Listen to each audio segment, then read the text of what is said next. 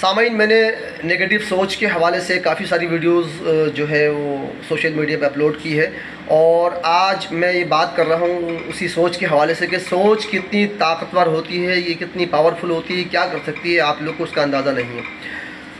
یہ سوچ جو ہے، اگر آپ کی سوچ نگیٹو ہوئی تو یہ آپ کو کسی بھی بلندی کے مقام سے پستی کے مقام تک بہت جلدی لے آئے گی، اور اگر آپ کی سوچ پازیٹیو ہوئی، آپ کے اندر حوصلہ ہوا دنیا سے لڑنے کا، مشکلات کا مقابلہ کرنے کا، آپ کی سوچ بلند ہوئی، آپ کی سوچ پازیٹیو ہوئی، تو یہی سوچ آپ کو ایک پستی کے مقام سے ایک انتہائی بلندی کے مقام تک بآسانی پہنچا سکتی ہے، آپ کی اسٹرگل کے ذریعے، اور آپ کی سوچ جو آپ اس کے پیچھے کار فرما ہوگی۔ سوچ کی طاقت، سوچ کی قوت کی مثال میں آپ کو اس طرح دے دوں کہ امریکہ کی ریاست کے اندر ایک شخص کو سزائے موت کا حکم ہوا، تو وہاں کے ماہر نفسیات اور ڈاکٹروں نے وہاں سے پرمیشن مانگی کہ ہم اس قیدی پر ایک ایکسپریمنٹ کرنا چاہتے ہیں۔ پرمیشن ان کو مل گئی۔ اس شخص کو کرسی پہ بٹھایا گیا، اور اس کے سامنے ایک سانپ کو لا کے، جو بہت زہریلا سانپ تھا، اس کو سامنے اس کو رکھ دیا گیا، اور اس سے کہا گیا کہ یہ سانپ کے ذریعے تمہیں سزائے موت کی سزا دی جائے گی۔ تو اس کے بعد اس کو کرسی پہ بٹھانے کے بعد اس کی آنکھوں میں پٹی باندھ دی گئی، اور سانپ کو وہاں سے ہٹا دیا گیا، اور پھر ایک شخص آیا، اس کی انگلی میں اس نے ایک نڈل کے ذریعے اس کو مطلب نڈل چبوئی،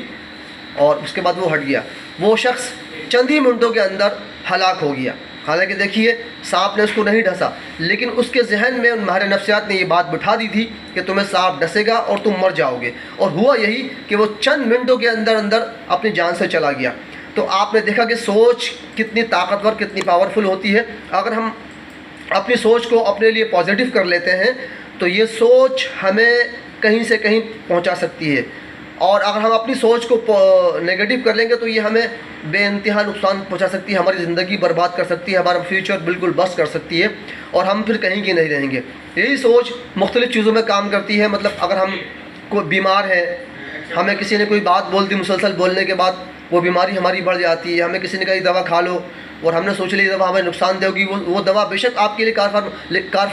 کارآمد ہوگی، لیکن آپ کی سوچ اس دوا کو باطل کر دے گی۔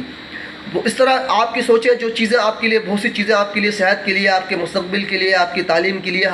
زندگی کے ہر شعبے میں بہت اچھی ہوتی ہیں، لیکن ہماری نگیٹو سوچ انہیں ہمارے لیے مائنس کر دیتی ہے۔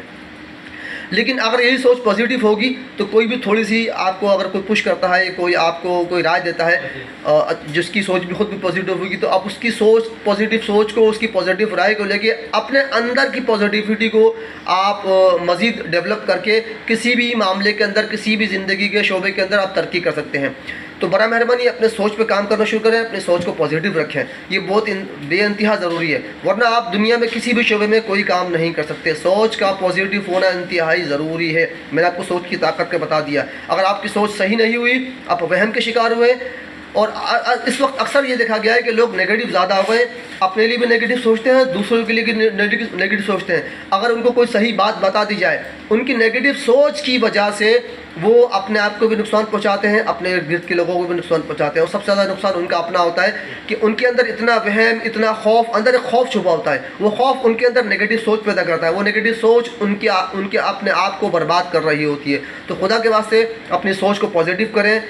اور پازیٹیو رہیں، پازیٹیو لوگوں کے ساتھ تعلقات رکھیں۔ یہ بے شک آپ تنہا رہ جائیں، اس سے مت ڈریں کہ دنیا میں اگر لوگوں سے تعلقات کو محدود کروں گا تو میں تنہا رہ جاؤں گا۔ تنہا کوئی نہیں رہتا، خدا سب ہمیشہ ساتھ رہتا ہے۔ اور جب اپنی سوچ کو پازیٹیو کریں گے، اچھے لوگوں کو ڈھونڈیں گے، تو کچھ دنوں تو آپ کو مشکل ہوگی، لیکن اللہ تعالیٰ آپ کی سوچ کی بنیاد پر آپ کے ساتھ اچھے لوگ لگا دے گا۔ یہ زندگی کا میرا پرسنل تجربہ ہے، اور میں اس سے فائدہ اٹھا رہا ہوں۔ دنیا کو مت دیکھیں، دنیا کی بھیڑ آپ کو نہیں چاہیے، آپ کے ساتھ ایک یا دو بندے ہوں لیکن مخلص ہوں، ان کی سوچ پازیٹیو ہو، وہ آپ کو بھی پازیٹیو کر دیں گے۔ السلام علیکم ورحمۃ اللہ وبرکاتہ۔